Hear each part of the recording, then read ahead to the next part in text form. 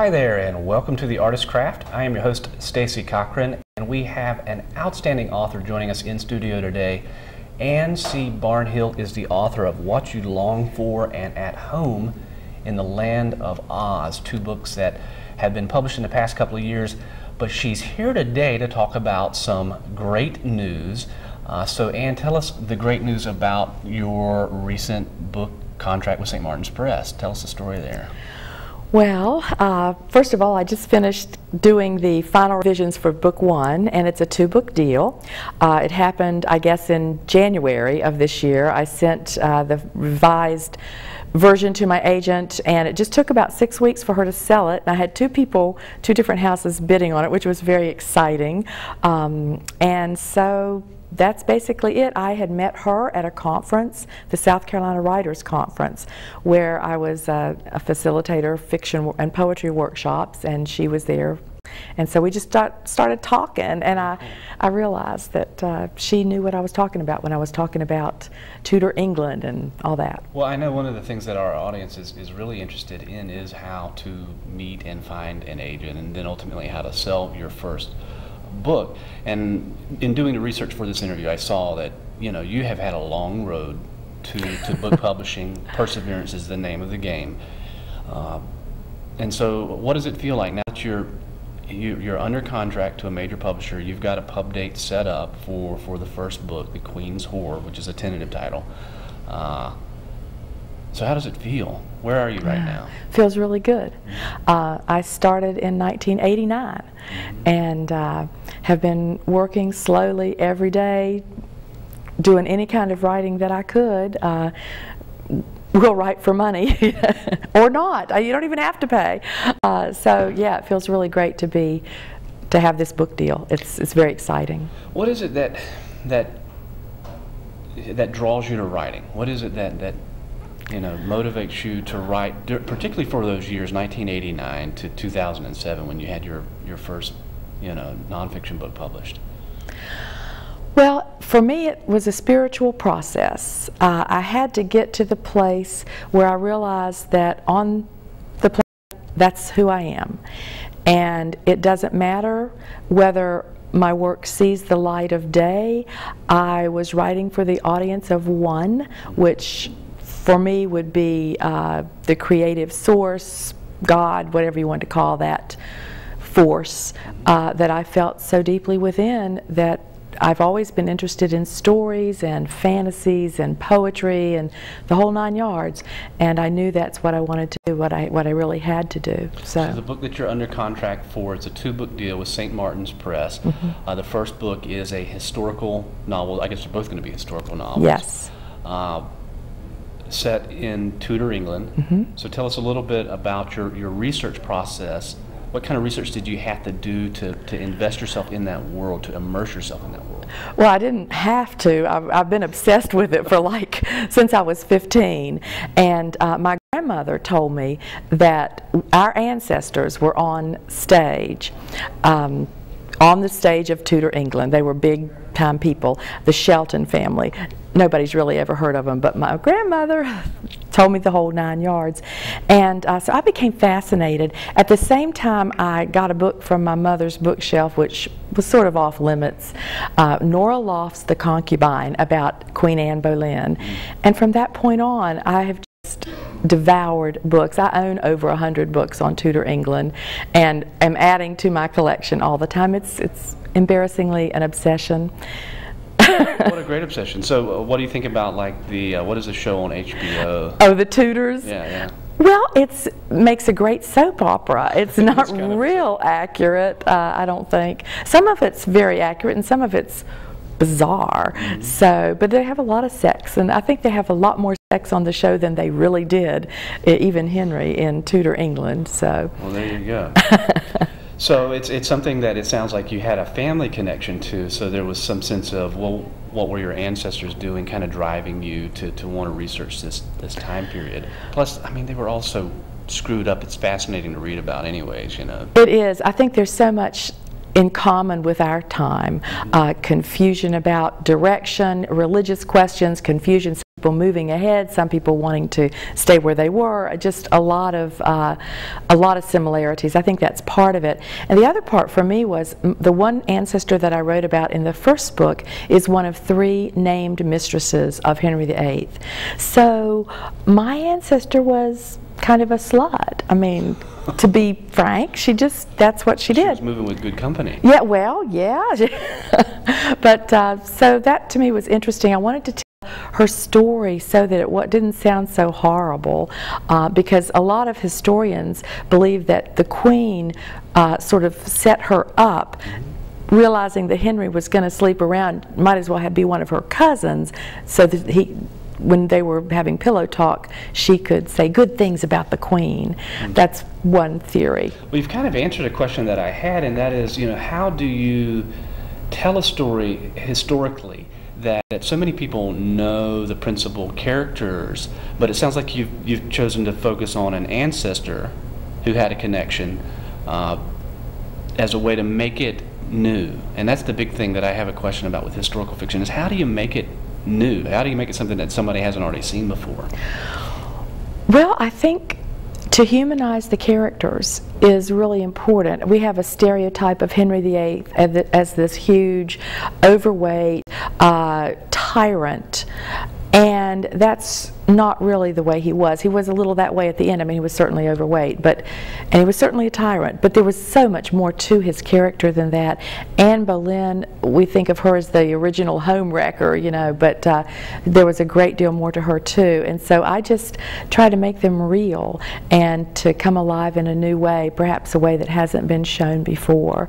I try to be as historically accurate as possible. As a matter of fact, that's one of the things my editor complimented me on, was the accuracy of my work, and that really made me feel good because I tried really hard. And I'm sure you know a lot of writers who write in this genre, and that's got to be one of the big things that you as a reader probably look for is the historical accuracy. So how do you balance that when you're writing historical fiction? How do you do you have some sort of inner code that you go by where you say, okay, this is too fictional? When do you know that you've gone too fictional or too imaginative in historical fiction? If it goes directly against what actually happened, to me that's too far. If it's totally fabricated with no basis in reality or in the facts that we may know, that would be too far.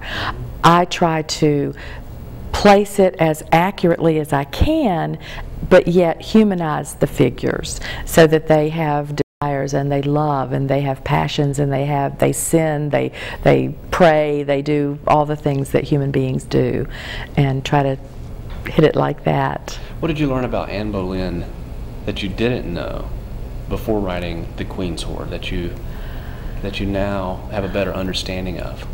I think she was Henry's match in so many ways, intellectually, emotionally, religiously, and I think that a lot of times people consider her some sort of siren or sex goddess, which is not what her appeal to him was, I think. I believe it was much more soul match.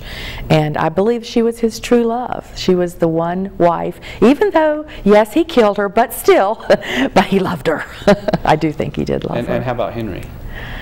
That Henry was very, very religious, oddly enough, very religious. He broke with the Roman Church, but maintained his religious faith and his faith in himself as God's emissary on earth. I think he had trouble differentiating between himself and God a lot of the time. So clearly he had a did he have would you say a high opinion of himself, or was it it seems like it's kind of twisted though, like he had a high opinion of himself, but then he kind of hated himself too, which is where I think he had a high opinion of his office as king. He was an anointed king, and this made him God's director. They believed in that whole chain of being where you have God at the top and then the angels, and there are probably all kinds of hierarchical angelic strata as well, and then men and then women and then children and on down through the earth to the devil himself. And so as God's elect, he was king, so he was kind of the will of God on earth. I think he really believed that. Well, let's talk a little bit about your writing process. And for the Queen's Whore, do you outline? Are you an outliner? Well, the Queen's Whore perhaps is not my usual process. I had written 13 chapters, which over the period of a year I sent to my agent, and by the time she wanted me to have it finished by August, and I had sent her the 13 chapters in June, and I said, sure, I can do August. I went away to my dad's and mother's at Holden Beach and stayed in their garage apartment and wrote it in 3 weeks, the first draft, and sent it to the agent. She had a few suggestions, which I fixed in another week, and I can't believe I did it. I still can't believe. I had out how many to get. She wanted around 400 pages. How many pages a day I had to write, including Saturdays and Sundays, and I did it. It was an intense experience that really turned out to be good, but it was. I wouldn't want to do it again. So you were writing 10, 12 hours a day during that 3-week period? Off and on, yeah. I would take breaks. I would write in the mornings, then I would take a little break, and then I would do something else, maybe write in the afternoons too, and then I would usually have a movie from 7 to 9 with my parents. They have a great movie selection, so we'd watch a movie, then I'd go back and write till about 1 a.m. Let me get something straight though. So had you sold the book, on the idea before selling the manuscript? No, the agent wanted to see the finished work, and she wanted it. She had sort of been after me to get it, and I had been dawdling because I have a lot of other things going on in my life, and so I finally said, okay, I'll have it by August. And then when she got it, she read it and she wanted to sign me right then, and she had some suggestions, so I went ahead and signed a contract with her and fixed what she wanted fixed, which wasn't a lot. I had to cut a great deal because it was way over 400 pages. And then I gave it back to her in December, early December. No, I gave it back to her. She wanted it before Thanksgiving, so right before Thanksgiving. Sure.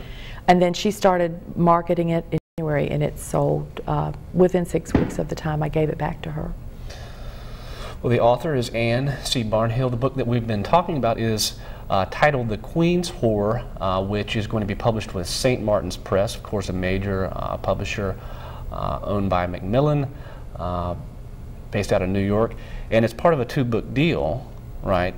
So what did you learn about the writing process? Of course, writing it in 3 weeks is intense. So how's the writing process different for the second book in this deal?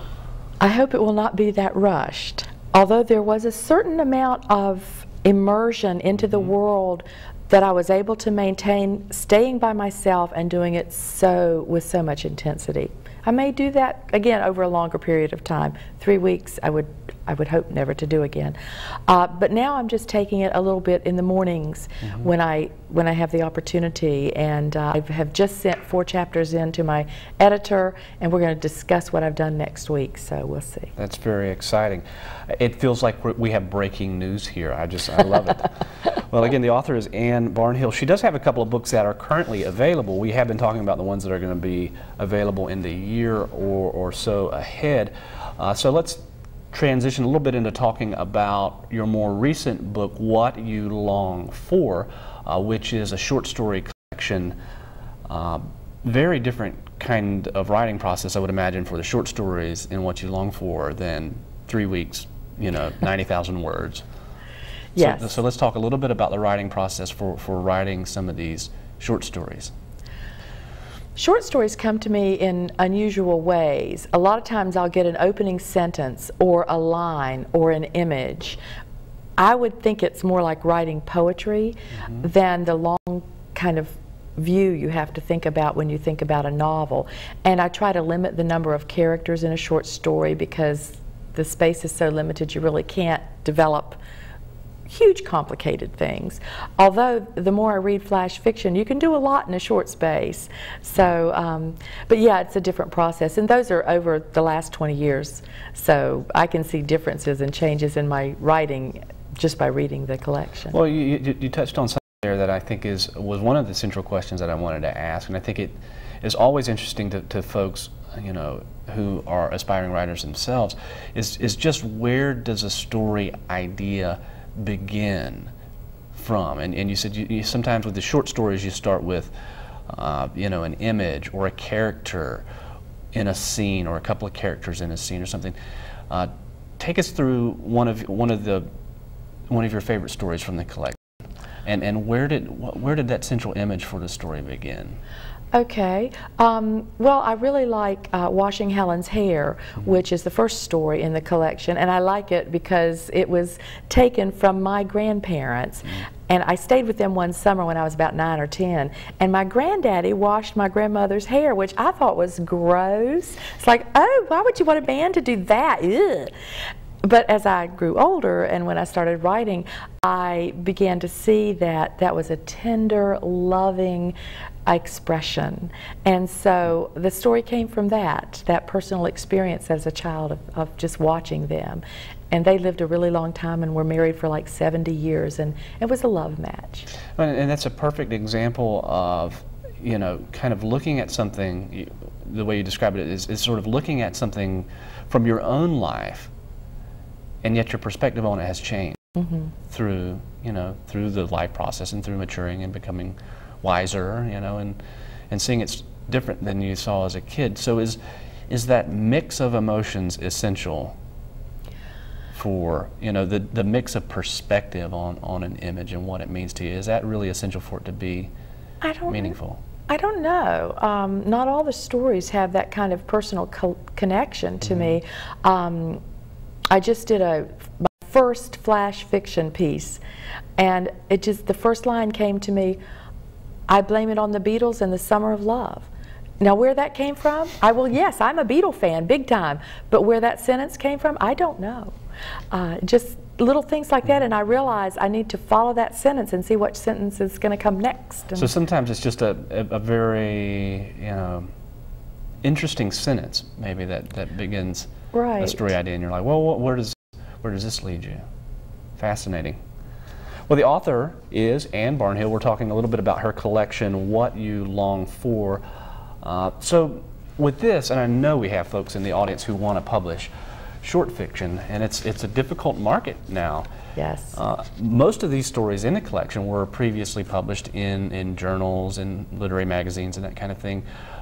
What is your process for submitting work? Do you now know enough people or magazines or do you just kind of send it over the transom and hope for the best, hope that they get what you're doing? Yeah, that's what I hope for, and I haven't sent anything. I haven't sent short fiction out since the collection. I haven't really had a lot of opportunity to work on that. But yeah, my process is just to send it out and write a good query letter, hopefully, and see what happens. I don't know very many people as far as editors of other magazines or anything like that. So, how do you find the magazines that you're submitting the work to? If I like what I read, then I submit and hope that mine would fit in, or that they would like it. That doesn't work all the time because I love stuff in the Georgia Review. I've never been in there. I would love to be in there. There are a lot of places I'd really like to be, but I haven't been. So. Do you see a difference in editorial taste and style in the variety of literary magazines, or is there kind of a universal, assessment of what a good short story is supposed to be? I think it's got a lot of variety, and I don't know. I guess different magazines become sort of famous for particular kinds of writing. I'm not sure I could tell you what's what in that area, but I think of that, like Image, for example, usually has and I'm thinking of the poetry here, very lyric kind of poetry with lots of spiritual stuff. Very cool. So what's the difference between writing a short story? It sounds like you're really focusing on the novels, which is understandable now that you're under contract with a major publisher, but you definitely have the wisdom, the knowledge in mind of the difference between writing a short story and, let's say, not even writing a novel, let's say a section of a novel. Although in 3 weeks, how long is a typical short story? How long does it take to write? Oh, gee, it takes me a long time to write a short story because I often don't know what the story is. I will start with what I think the story is, telling from the perspective of the person I think should be telling this story, and then I'll look at it later and it won't work and I'll have to go back. I tinker with short stories until they're published, so I don't, once they're published, I let them go. Is the quality then of a short story better than a novel? I hope not. I mean, I would hope that's not the case.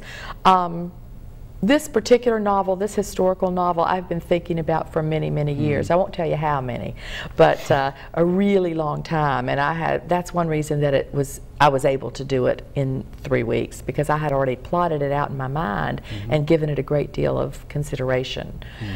This new novel, I would not be able to do that in 3 weeks because I'm not sure where it's going. I'm not sure how it's going to go. I have some ideas, but they haven't had time enough to gel. So I think it's a different kind of being conscientious with the work, but it seems like you got to pack so much more emotion into a small space in a short story, and it's got to be, you know, it's got to move. You've got to have a story arc in 1,500 or 3,000 words, and that is very difficult to do. You know, with a novel, it seems like you can kind of end each chapter on somewhat of a cliffhanger that makes the reader want to move to the next chapter. Right. And so it just seems like to me that you've got to pack a heck of a lot more emotion and complex emotion into a short space. And I don't know that you can do that in a short period of time. You've got to come back and revise it and rethink it and rewrite it. Right. I think short stories are very difficult to write. I think poetry is very difficult to write well. Those two, for me, are the most challenging forms of writing. And because every word has to count, and because you do have a short constraint, so you do pack a lot in, and it takes a lot of revision. A novel is just more, it has more breathing. You can build up the tension. You can just relax and build it up and relax, and as you continue to twist that tension on an overall scale. Now, you graduated from UNC Wilmington's Master in Fine Arts program, which is a very well-respected program. What kinds of things did you learn about the craft by going through that program? What things are really substantive now that you're under contract and you're having to draw from that well of knowledge? What kinds of things did you learn going through that program that serve you well now? Clyde Edgerton, I took the novel with him for a year, and I learned that stories are about relationships between people, and that if you lose sight of that, you're going to lose your reader. So it has to be how these people relate, what their relationships are, and the tension that results from those relationships. And so I would say that is one huge thing, because especially in historical fiction, when you're doing research, I don't know if everybody does this, but I can go off on, oh yes, her dress had this, this, this, and this, and this, and this, and this, and this, and this, and this, and this. And it could get boring very quickly, but I want to show off on my research, you see. So you have to just keep in front of yourself, okay, it's about the people. It's about how do these people feel, what are their stresses, what are their goals, what are they looking for. And how do they conflict? Yes, exactly. Often. I agree. That said, I'm going to play devil's advocate. There are a lot of writers who write just sort of plot-driven fiction where the interaction, this sort of the deep motivations, aren't really that central to the story. So what do we make of those kinds of stories that are often commercially successful? Well, I guess people who enjoy reading them enjoy them.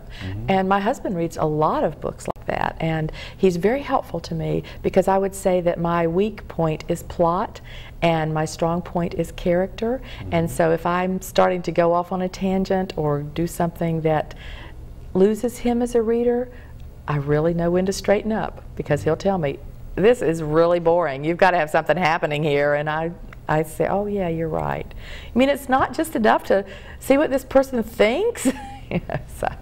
So is plotting, let's talk about the difference between character and plot. Okay. So is plotting different in a novel than it is in a short story? If you're thinking about, well, what is the plot structure of the story? Is it different for the novels now that you're writing those? I think so. I think it is different. I think it has a stronger arc maybe. Whereas I've read many short stories that don't seem to have any arc at all. And so I think that the novel has got to have that, or you are going to lose the reader, especially a commercial novel. Okay, well, we're coming down to our last 3 minutes or so here. If you had to describe the plot structure to The Queen's Whore, how would you explain it? What is the structure to the internal organization of it? Is it a mystery? Is it a romance? How would you describe the plot structure? Oh, gee, I'm not sure I can answer that. See, I put you on the spot now. You did. I think that there are, well, first of all, it's not a mystery because everyone knows what happens to Anne Boleyn. So how do you make a story about that with this lady in waiting? I would say at its lowest, gut level, it's really a story about two women who become very, very good friends.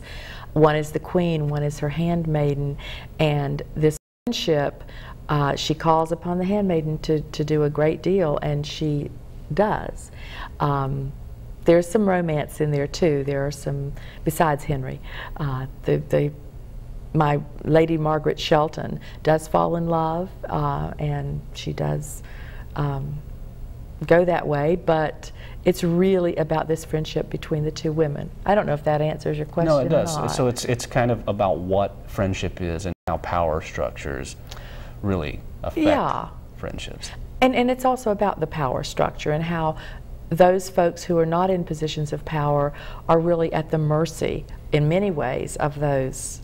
Even though it might be clothed in velvet, it's still a power situation. Well, we're coming down to our last minute and a half. I wish we had another 45 minutes to talk about your first published book, which was At Home in the Land of Oz, which is a true story of growing up with your sister who was diagnosed with autism. Tell us a little bit about the difference between writing a book like this and writing fiction. Oh, well, I cried every day when I wrote that book. It was very painful to write. It was a healing process, and I think it has done me a lot of good in the writing of it, which is why I'm such a strong advocate for everybody writing a memoir. It's better than therapy. And it's much more connected to me. It's a much more emotional book, I think. Although I try to put myself into the fiction, it's a little safer. You can hide behind fiction, but that's just me out there. Well, we'll definitely have to have you do another interview at some point, maybe at a bookstore or something like that, to talk about memoir writing, because people absolutely need to know how to write a memoir, and obviously you've got a great one here. Well, we've just about run out of time for today. I want to end with one final question here in our last 30 seconds or so, and that is, how does perseverance, which seems to be the theme of your personal story, how does perseverance affect the quality of your writing? Oh, I think it's helped it a great deal, because if the first thing you ever write is accepted and published, I'm talking novels here, then you're catapulted up and you don't have to look at your work as much, I think. That's a danger. I'm not saying that happens to everybody or anything like that, but it's a danger. I mean, I become more reflective. Yeah, and I think you become more self-critical. You analyze more, you have more time to analyze what works, what doesn't work, and you become very tough on your own work. It's got to measure up. Well, we are just about out of time today. I want to thank Anne for joining us in studio today. Thank you. And for all of us here at the Artist Craft, I want to thank you guys for tuning in. Thanks so much. So we'll roll to credits here. And felt a little rush there at the end, but you did great.